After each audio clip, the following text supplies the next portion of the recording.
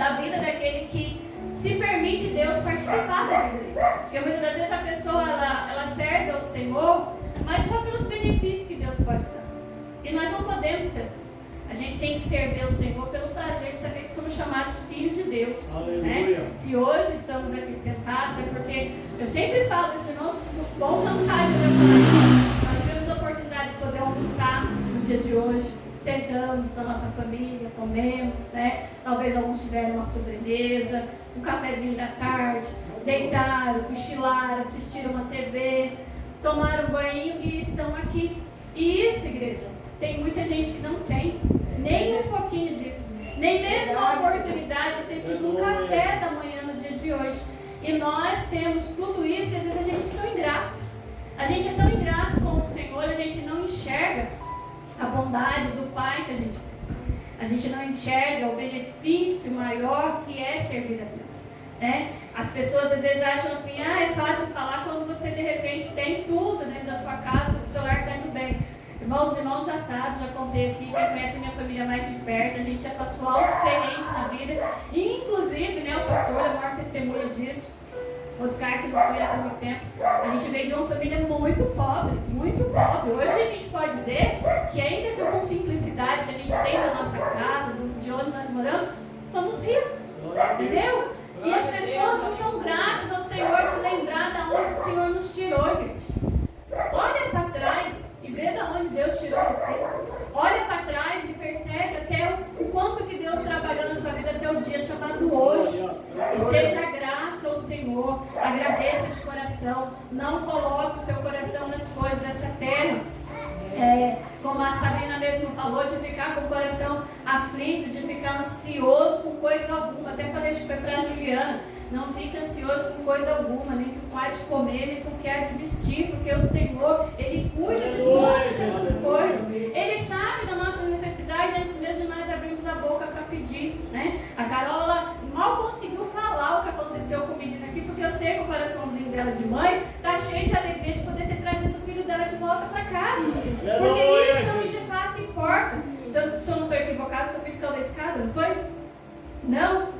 Alguém falou que alguém derrubou ele da escada, não foi isso? Como que ele caiu? Foi brincando? Estavam brincando e machucou. Brincando com outra criança. Coisa que alguém espera acontecer. A gente não espera. A criança está ali, é natural que a criança vai brincar. E menino tem mania de brincar de lutinha, né? De um dar um mortal no outro. O Léo às vezes pega o pastor e ele detona o pastor. Né? É coisa de criança e você acha natural, tá tudo bem, mas aí vem acontece uma intercorrência dessa, aí você vai falar que Deus não cuidou do meu filho. Lógico que não, igreja. É coisa do cotidiano. O que você tem que pedir é a misericórdia do Senhor pelo que vem pela frente agora, assim como ela colocou, exercitou a fé dela e colocou a fé em ação. Eu vendo ela falar assim, que ela foi para lá em Santo André e chegou lá e ficou toda perdida, porque eu tô aqui. Eu lembrei de mim lá na 25 de março, que o pastor lá na Zona Sul, não sei nem onde eu estou, você, pelo amor de Deus, para eu parar aqui. Eu não sei nem voltar para casa. A gente não sai aqui da cidade da gente, né? Cidade pequena, não está acostumado a sair. Cai lá no centro de São Paulo, igreja, pelo amor de Deus, parece que a gente levou um perdido, né? Eu até chorei nesse dia, eu falei, como que eu vou chegar em casa agora? Porque eu fui daqui para lá e eles falaram, você vai ficar. Chegou lá falando, você não vai ficar, você vai ficar aí, você vai ter que voltar. E eu voltar como? Aí me trouxeram, para a glória de Deus, a gente conseguiu convencer o pessoal da ambulância de me deixar lá na Estação Armênia. Eu falei, se você me deixar na Estação Armênia, eu estou em casa. Pelo menos isso eu sei fazer. Pega um monte de lá para cá para voltar. Me deixa lá e tá tudo certo. E aí me deixaram num lugar meio assim, digamos assim, Estação Armênia, ali na esquina, me deixaram em outra esquina. Daí pronto, a confusão da mente. Que na hora que você tá sozinho, você fala, pronto, caí, fica parecendo cachorro, igreja.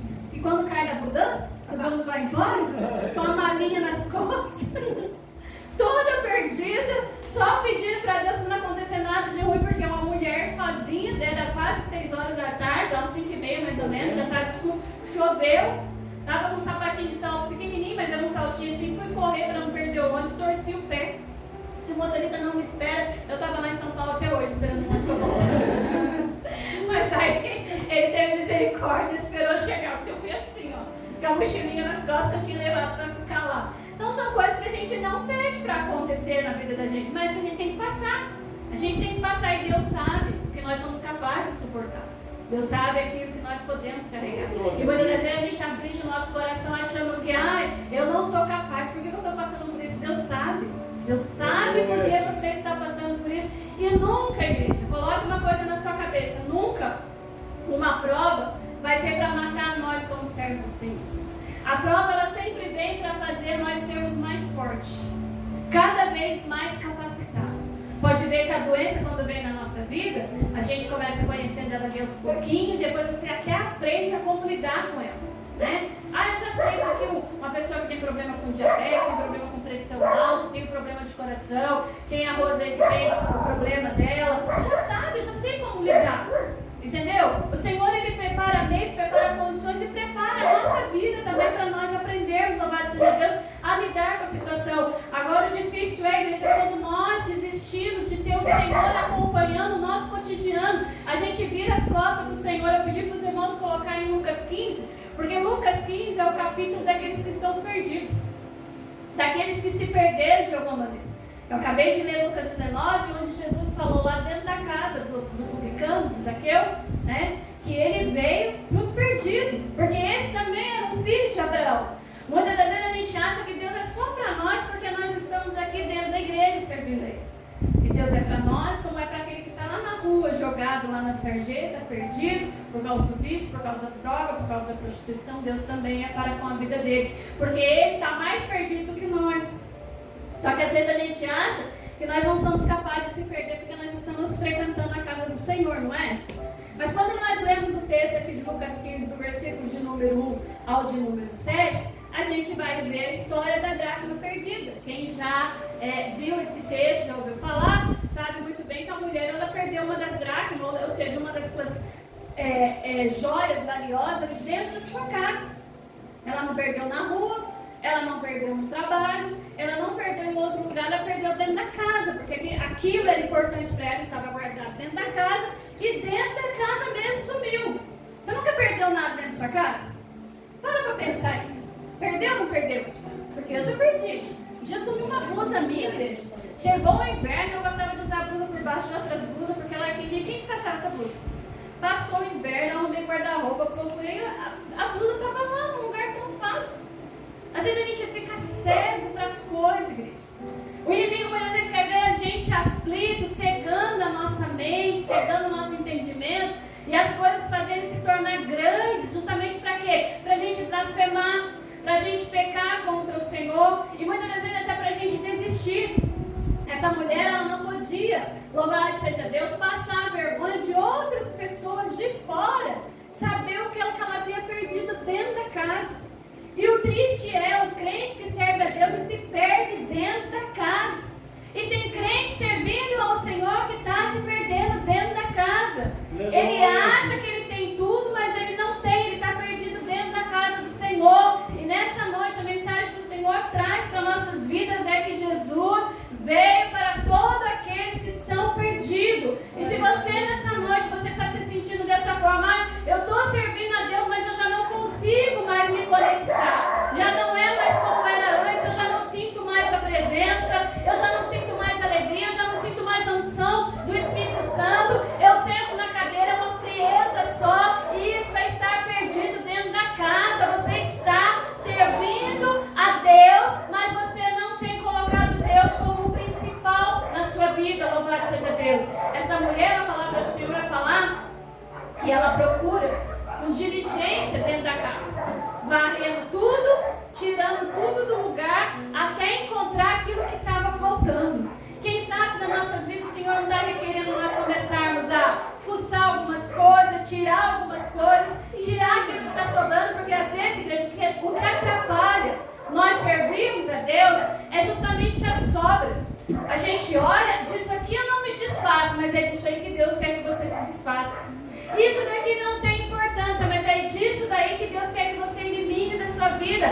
São pequenas coisas, igreja, que atrapalham, louvado seja Deus, a nossa comunhão com o Senhor. Se o Senhor, se você de fato quer uma comunhão verdadeira com Deus, tem hora que a gente tem que abrir mão, igreja, de algumas coisas, de alguma situação. E escolhemos de fato, o que eu quero?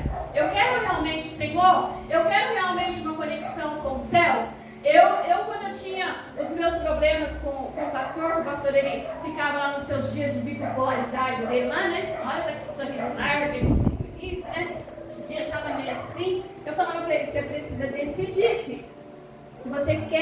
bem dentro do nosso casamento, você quer viver a sua bipolaridade. Se você quiser viver isso aí, você procura tratamento, porque às vezes precisa ser tratado. Às vezes a gente pensa que não, mas precisa ser tratado. A mente do ser humano é algo, igreja, assim, imensurável. Coisas que acontecem na nossa mente, muitas das vezes a gente tudo acha que é o diabo, que é o inimigo, e muitas das vezes a gente precisa tratar a nossa mente. Porque do nada Satanás ele se manifesta na nossa vida justamente por quê? Por causa de situações que poderiam ser mudadas, mas a gente dá brecha para Satanás. A gente dá brecha para o inimigo. Essa mulher, ela podia ter se revoltado pelo que aconteceu, mas ela usa de sabedoria, e é o que o Senhor quer que nós façamos. O Senhor Deus, Ele deu sabedoria a todos nós, sabedoria e entendimento. Então, se ela tinha que buscar, se é ela que tinha que procurar o que ela perdeu, ela não convida ninguém para fazer parte daquilo que ela perdeu. Ela vai, procura, limpa a casa, arruma até encontrar. Aí a palavra do Senhor vai nos dizer que quando ela encontra aquilo que ela havia perdido, aí ela chama as amigas. Ela chama as amigas e fala: vem se alegrar comigo. E é isso que o Senhor Deus Ele quer para nós, igreja. Quando nós tivermos nas nossas mãos aquilo que talvez nós possamos ter perdido, o nosso dom, o nosso talento, a nossa posição dentro da casa do Senhor, quando nós nos encontrarmos, nós reunimos outras pessoas e se alegramos no Senhor. Porque o inimigo, igreja, ele não precisa ver você, louvado seja Deus, derrotado, cabisbaixo, chorando, e as pessoas dizendo: tá vendo? Onde estava aí servindo a Deus com alegria, agora está dessa forma, se arrastando, a cabeça não para mais de olhar para o chão, porque não consegue mais estar alegre, não consegue mais ter prazer. O inimigo, ele coloca essas intenções no nosso coração e a gente acha que a gente não é mais capaz de continuar com o Senhor. Mas essa noite eu torno a dizer para você o primeiro versículo que nós havíamos lido. Senhor Jesus, Ele veio para aqueles que se haviam perdido da casa de Israel. Louvado seja Deus. Glória a Deus. Glória a Deus, aleluia. Não é à toa, igreja, que o Senhor, Ele nos deixa esse texto de Lucas 15, que desde o versículo de número 1 até o versículo de número 32, aonde se encerra, não se fala de outra coisa a não ser de alguma coisa que se perdeu. Eu pergunto para você mesmo nessa noite: o que é que você perdeu dentro da casa de Deus?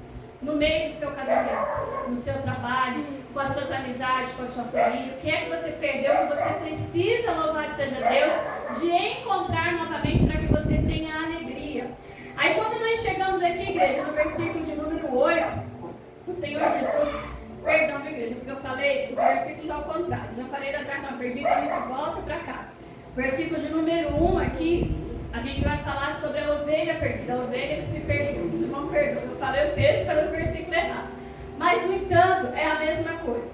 Nós vamos falar aqui sobre a ovelha que se perdeu. Aquela ovelha que estava no meio do caminho, junto com o rebanho, sendo pastoreada, sendo direcionada, e por algum motivo, louvado seja Deus, ela vem se perder no meio do caminho.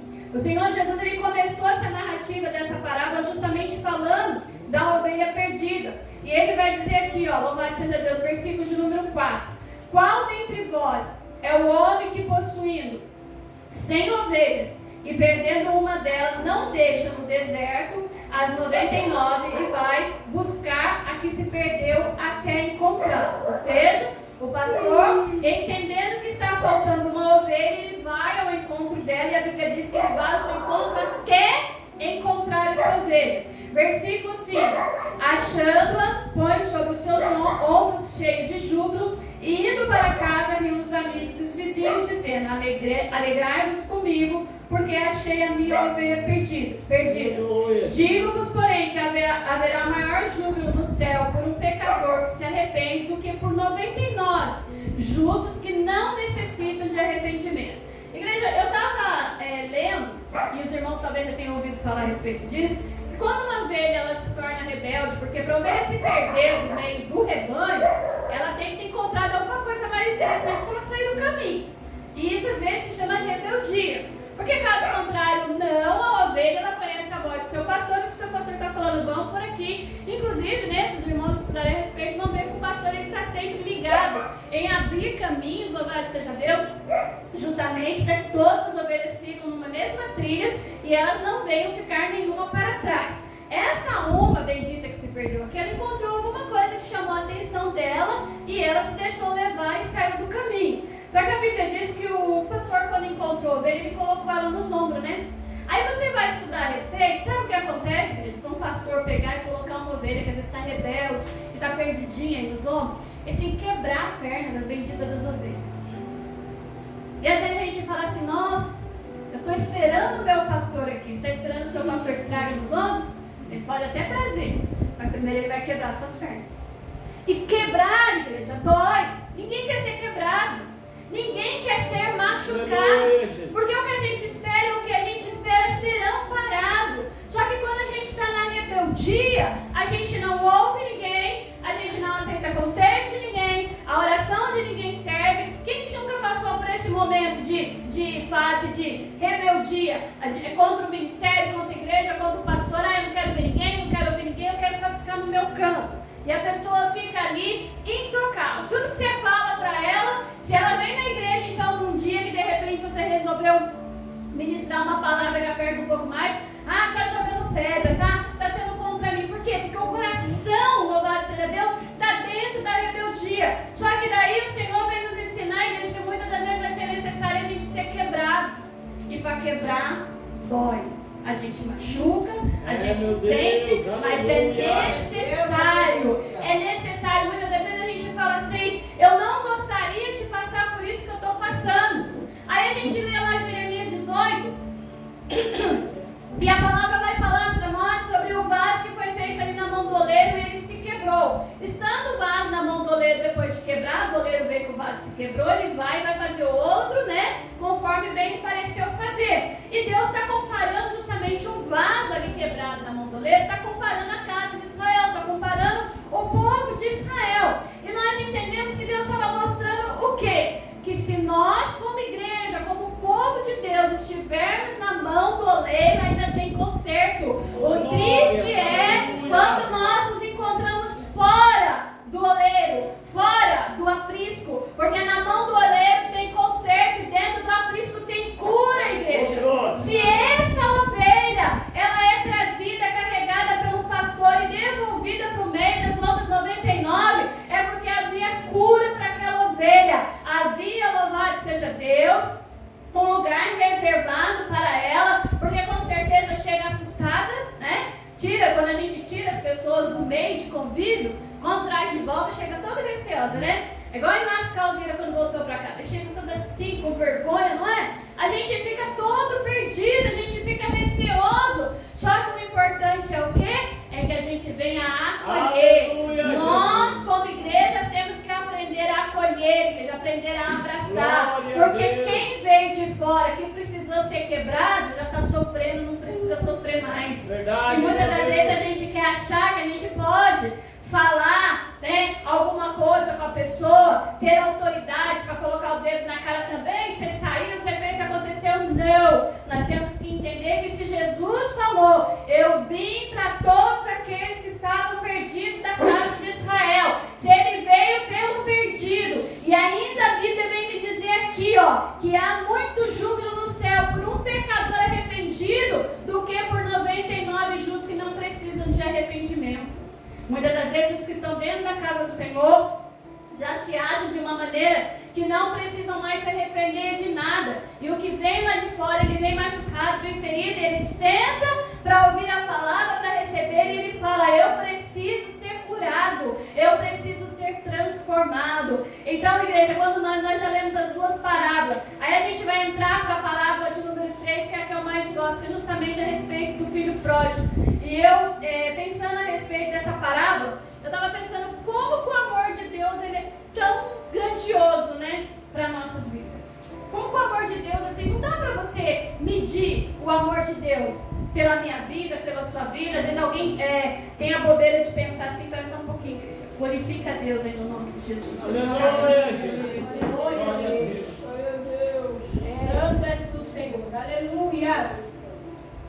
Obrigado, meu Deus. Aleluia. Às vezes a gente tem a bobeira de pensar, igreja, que Deus ama mais um do que outro.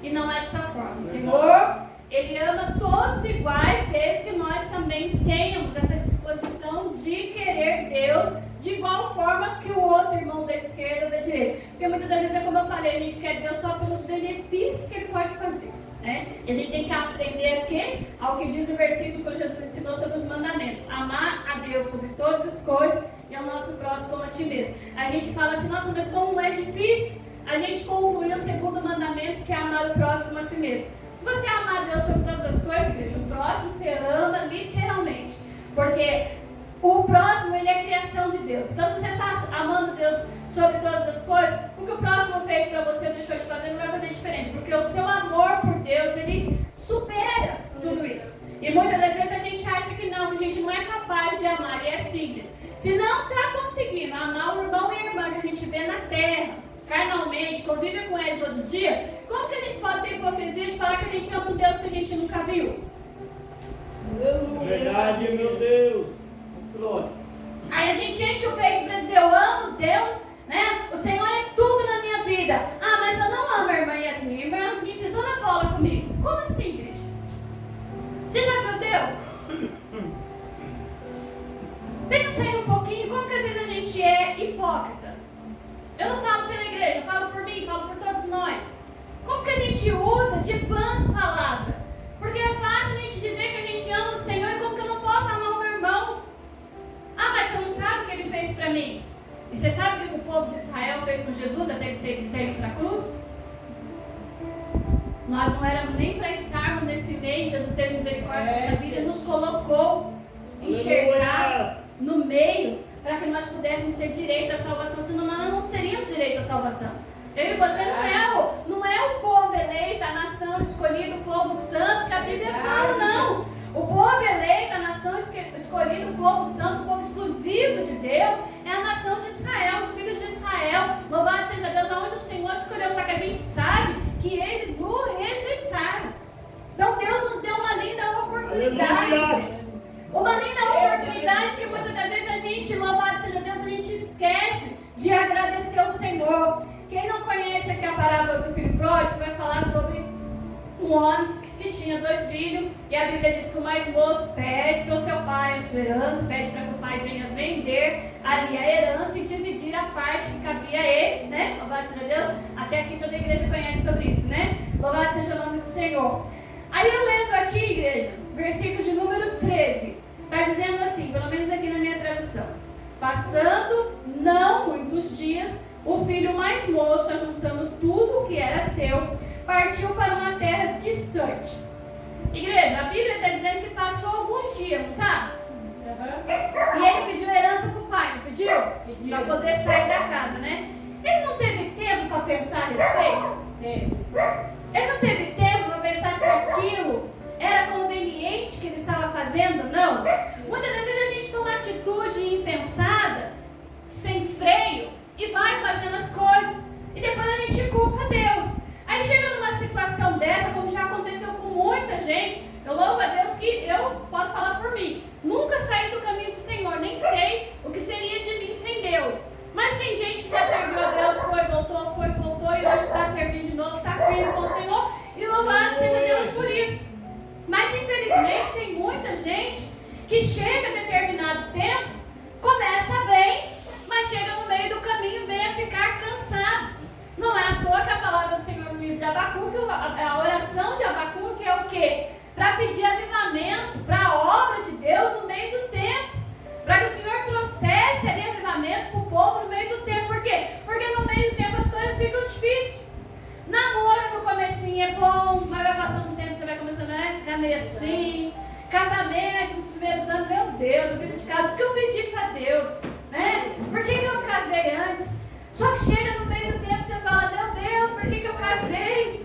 Né? Não devia ter casado, por que eu não escutei minha mãe, por que eu não fiquei, né? Eu não esperei mais um pouco. Trabalho, então, aí vocês falam assim, né? Quem trabalha, não, eu quero aquela porta de emprego, porque ali vai ser diferente, eu vou ganhar melhor, eu vou fazer, vou acontecer. Aí o trabalho vem, engole você.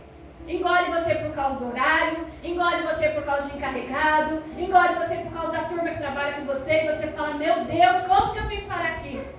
Porque no começo tudo é muito bom, Mas chega um certo tempo que a gente fica fadigado, fica saturado. A palavra nos ensina também a respeito disso, que bom é o fim de todas as coisas do que o início, né? Porque o início é tudo bonito, é quando você está conhecendo.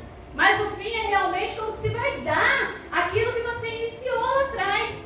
E aqui nós podemos entender que esse jovem, ele teria tempo hábil para pensar se aquela seria a melhor atitude dele, sair da casa do pai. Aleluia. Sair da presença do pai, sair da onde ele tinha pão, aonde ele tinha alimento, aonde ele tinha conforto e simplesmente virar as costas e ir embora. Igreja do Senhor, eu abro um parênteses aqui para lembrar a igreja que todas as vezes que nós quisermos sair da presença do Senhor, Satanás, ele vai preparar meios, louvado seja Deus, para que você saia e você não sinta falta da onde você saiu. Você vai conseguir um bom emprego. Quem estava sendo uma namorada consegue até às vezes uma namorada. Se o casamento estava ruim, o casamento começa a ficar bom, porque Satanás começa a cegar os nossos olhos, a nossa mente, para fazer a gente entender, agora eu estou bem melhor do que quando eu estava na igreja. Que isso, a igreja para mim não. A gente começa a ficar cego, igreja. E Satanás, ele prepara os meios. Lembra lá de Jonas, que fugiu da presença do Senhor? Rapidinho, ele encontrou um barquinho, encontrou passagem, encontrou tudo para ir para outro caminho que não era o que Deus tinha mandado. É assim que Satanás faz com as nossas vidas. A gente está bem servindo ao Senhor. A gente está bem, louvado seja Deus, tentando crescer dentro da obra de Deus, se preparar no caminho do Senhor. Aí vem qualquer situação difícil, a gente fala, não quero mais, eu vou sair um pouco, vou conhecer outras coisas lá fora, quem sabe um dia se der eu volto, louvado seja o nome do Senhor. Meu Deus, é assim, Senhor. E a Bíblia vai falar, igreja, que ele partiu para uma terra distante, lá ele dissipou todos os seus bens, vivendo dissolutamente, ou seja, vivendo de qualquer maneira, né? Daquele jeito, tá tudo bem, não tem ninguém para falar para mim de horário, não tem ninguém para falar para mim a hora que eu acordo, a hora que eu vou dormir, que hora que eu tenho que tomar um banho, que hora que eu tenho que comer, né? O dinheiro é meu, eu vou gastar da maneira que eu quiser, então, tô bem. Para que eu vou voltar para casa onde havia regras? E muitas das vezes as pessoas saem da igreja justamente porque não querem obedecer regra. As pessoas saem, louvado seja Deus, da casa do Senhor, porque cansa de ouvir, não pode isso, não pode aquilo, tanto não pode. A pessoa se pega naquilo e ela deixa muitas das vezes de fazer as coisas para o Senhor justamente porque ela acha que não pode nada. E prefere o quê? Prefere ir para o mundo, prefere servir ao mundo. Aí a palavra do Senhor vai nos dizer, versículo 14, depois de ter consumido tudo, sobreveio naquele país uma grande fome e ele começou a passar necessidade. Aí que está o perigo. Tudo bonito, tudo bom, quando eu sair com o bolso cheio, né? Aí eu sou jovem, estou cheio de vida, né? Posso fazer o que eu bem quiser, o meu bolso está cheio. Só que daí começa a passar necessidade. Quando a gente sai da presença do Senhor, igreja, né?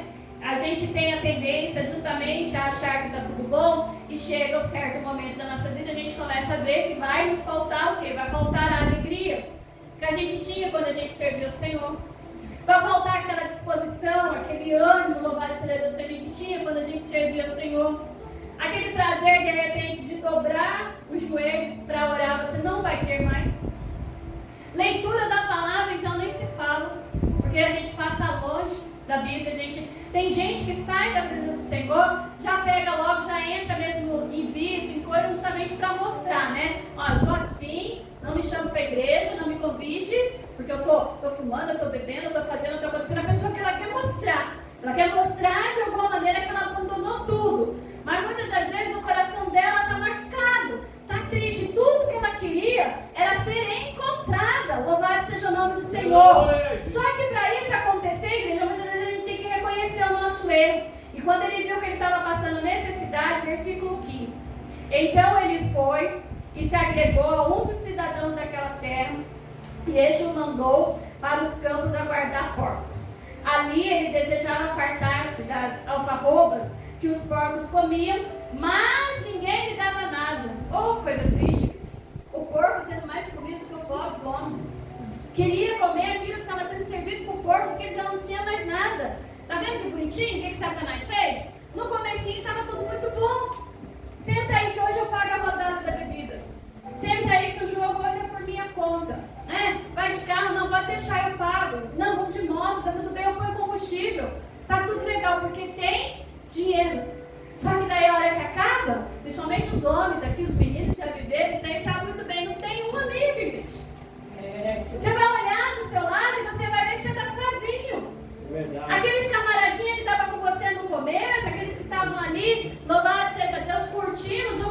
você no começo, cadê? Verdade, Porque a hora que o negócio começa a apertar, é só você e Deus. A hora que as coisas começam a ficar ruins, é só você e Deus. E a palavra do Senhor vai dizer que nesse momento ele sente vontade de se alimentar do que os porcos estavam se alimentando. Por quê? Porque nem comida ele tinha mais acesso. Versículo 17. Então, caindo em si, ele disse: quantos trabalhadores de meu pai têm pão com fartura, e eu aqui morro de fome? Olha o que ele foi lembrar da casa do pai dele. Ele não lembrou nem talvez da cama aconchegante que ele tinha. Ele não lembrou nem talvez, sei lá, se era uma fazenda, se o lugar era bonito, se era grandioso.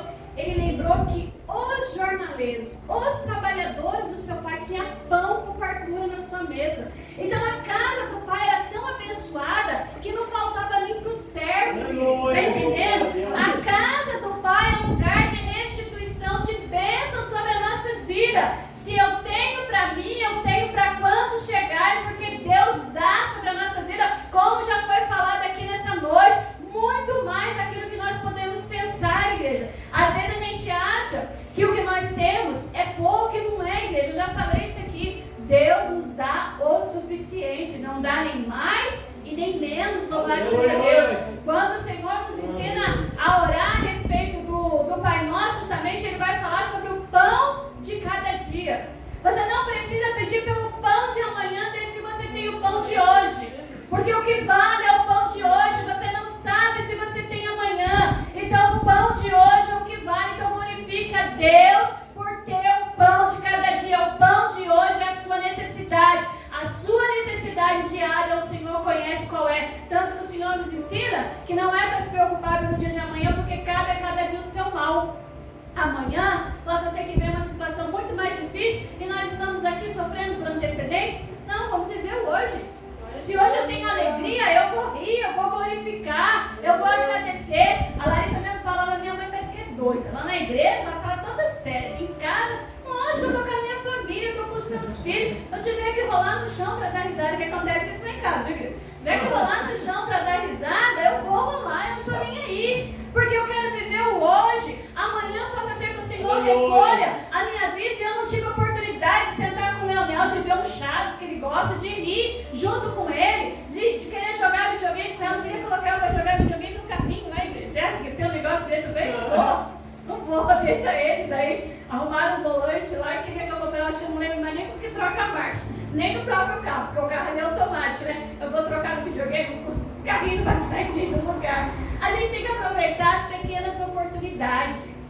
Eu aprendi, a gente aprende todos os dias. Eu já falei isso aqui para a igreja. Primeiro é a nossa família, gente. Primeiro é a nossa casa. Primeiro a gente serve o nosso lar. A gente está muito preocupado em querer agradar os outros. A gente está muito preocupado em querer mostrar para os outros. Não, primeiro é o meu lar, primeiro é o meu esposo, primeiro é os meus filhos. Claro que quem estiver comigo, quem sentar essa mesa comigo vai servir-se bem também. Mas a primeira é a minha casa, é a minha família. Vamos deixar esse negócio de, ai, eu comprei essa toalha nova aqui, só quando vier a visita é ruim, joga a toalha na mesa. Sujou, lava, se rasgar, você compra outra em nome de Jesus. Mas viva bem com os teus, igreja. Agradeça ao Senhor. Este jovem, com certeza, ele sentiu falta de tudo isso. Porque se na mesa dos servos tinha pão, imagina o que ele devia ter na mesa, dentro da casa do pai. Imagina como que deveria ser farto o banquete que ele deveria ter todos os dias. E ele não foi grato, igreja. Simplesmente deu um chute nele ali e ele falou, eu vou embora, não quero mais ficar aqui, vou curtir, porque daí ninguém manda em mim, ninguém cobra nada de mim, tudo bem. Muitas das vezes, muitos jovens fazem isso, saem da proteção da casa do pai, da proteção da casa da mãe por rebeldia. Desculpa usar a Tati, mas a Tati mesmo já mencionou tantas vezes a respeito do filho dela aqui, porque não quer ouvir, igreja. Não quer ouvir. E eu tenho certeza que ela, como mãe, ela só queria dar o melhor para ele. Dar aquele carinho que lá fora ele não vai encontrar. Não é que o povo fala que é melhor apanhar do pai e mãe dentro de casa que apanhar na rua? Né? A tapinha do pai e da mãe vai dar com dó, porque ele sabe que é filho, você tem sentimento. Você até bate ali, mas você fala, meu Deus, estou sendo cruel com o meu filho, vou diminuir. Você diminuir a força, né? Mas lá fora ninguém vai pensar nisso não. Tiver de arrancar um dente seu da sua boca, arranca, ninguém tá nem não. Aí, igreja, a Bíblia diz que ele caindo em si, trabalhadores do Pai têm pão com fartura, e eu aqui morro de fome. Levantar-me-ei e irei ter com meu pai e direi: Pai, pequei contra o céu diante de ti, e já não sou digno de ser chamado teu filho. Trata-me como um dos teus trabalhadores. Ele se sente tão indigno pelo que ele fez, igreja, que ele coloca primeiro dentro do coração que ele precisa se levantar, ou seja, sair daquele lugar onde ele caiu. A Bíblia diz, né, que a gente deve lembrar-se de onde caímos e voltarmos, né, voltarmos para Deus. Ele se levanta e ele vai adiante, louvado seja Deus, e já no seu íntimo, ele trata no seu íntimo sabendo que ele já não era digno de ter o mesmo tratamento que os filhos que ficaram na casa tinham. Então ele vai pedir o quê? Trata-me como um dos teus trabalhadores, trata-me como um dos teus servos. E levantando-se foi para ele, e vinha ele ainda longe, quando seu pai o avistou compadecido dele, correndo, o abraçou e o beijou. E o filho lhe disse: Pai, peguei contra o céu diante de ti, já não sou digno de ser chamado teu filho. O pai, porém, disse aos teus servos: Trazei depressa a melhor roupa, vestiu, pondo-lhe um anel no dedo e sandálias nos seus pés. Trazei também e matai o novilho cevado. Comamos e regozijamos. Mais uma vez, igreja, alguém está alegre por alguém que se perdeu. Alguém está alegre, satisfeito por alguém, louvado seja Deus, que havia se perdido. O filho reconhece que não é digno de chegar diante do pai e ter ali, louvado seja Deus, o mesmo apreço do que o filho que ficou. Só que o que é bonito dessa palavra, igreja, por isso que eu falei, se a gente entrar na história, às vezes a igreja fala: nossa, nós parávamos do filho pródigo, não ouviu tanto. Mas tenta entrar na história. Tenta entrar e tenta trazer para sua mente, para o seu coração, o relato dessa história aqui. O amor de Deus comparado ao amor desse pai, que é justamente isso que a parábola quer trazer para nós, é tão grande, igreja, que a Bíblia diz que o filho estava vindo ainda, quando o pai o avistou. A Bíblia não diz que ele passou um longo período longe da presença do pai, né? Que ele sentiu fome, que ele já não tinha mais o que comer. Como é que esse pai consegue reconhecer esse filho, que a gente sabe que chegou numa situação deplorável, para a presença do pai? Porque o pai, ele não esquece quem eu e quem você é. Ele sabe exatamente, não importa. Você pode vir maltrapilho, você pode vir maltrapilho, barbudo, sujo, você pode vir rasgado, o que for, mas o pai conhece você, o pai sabe quem você é. O pai nunca esquece nenhum de nós, igreja. Então, a palavra vem trazendo a comparação do amor de Deus, louvado seja Deus, para com as nossas vidas, que é o mesmo amor que esse pai teve pelo seu filho. E a Bíblia diz que quando o filho ainda estava falando ali que não precisava ser reconhecido como filho, porque havia pecado, ele nem se preocupa com isso, igreja, porque a palavra vai nos dizer que ele corre, ele abraça o filho, já chama lá uma equipe que pudesse ajudar ele, auxiliar ele naquele momento, ó, põe anel no dedo dele, põe roupas novas, põe sandália, já corre lá, já prepara o novilho cevado, porque nós vamos agora se alegrar. Ou seja, não tinha um dedo na cara dizendo para ele: ó, você foi, você fez, isso aconteceu e agora você volta assim. Não, houve alegria, igreja. É assim que nós temos que ser. Quando o pecador ele se arrepende, ele volta para a casa de Deus. Eu já cansei de falar aqui, pode ir muitas vezes, desde que volte para a presença do Senhor, desde que continue com o Senhor, louvado seja Deus. Aí a palavra do Senhor vai nos dizer, igreja, versículo de número 25. Ora, o filho mais velho estava no campo, e quando voltava, ao aproximar-se da casa, viu música e danças.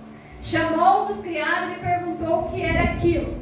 E ele lhe informou: veio o teu irmão, o teu pai mandou matar o novilho cevado, porque o recuperou com saúde. Ele se indignou e não queria entrar. Saindo, porém, o pai procurou conciliá-lo. Alguém que ficou, igreja, para trás, quando vê o outro voltando, coloca uma frustração dentro do coração. Por que está acontecendo festa na minha casa, aonde eu nem fui convidado, né? Dá a impressão disso? Um filho que não tinha acesso do pai, ele estava dentro da casa. Viu o que eu falei para a igreja em relação à dracma perdida, que a gente se perde dentro da casa de Deus? São filhos servindo a Deus, servindo ao Senhor, que não estão tendo acesso ao Pai. Nós lemos um versículo aqui onde ele vai perguntar: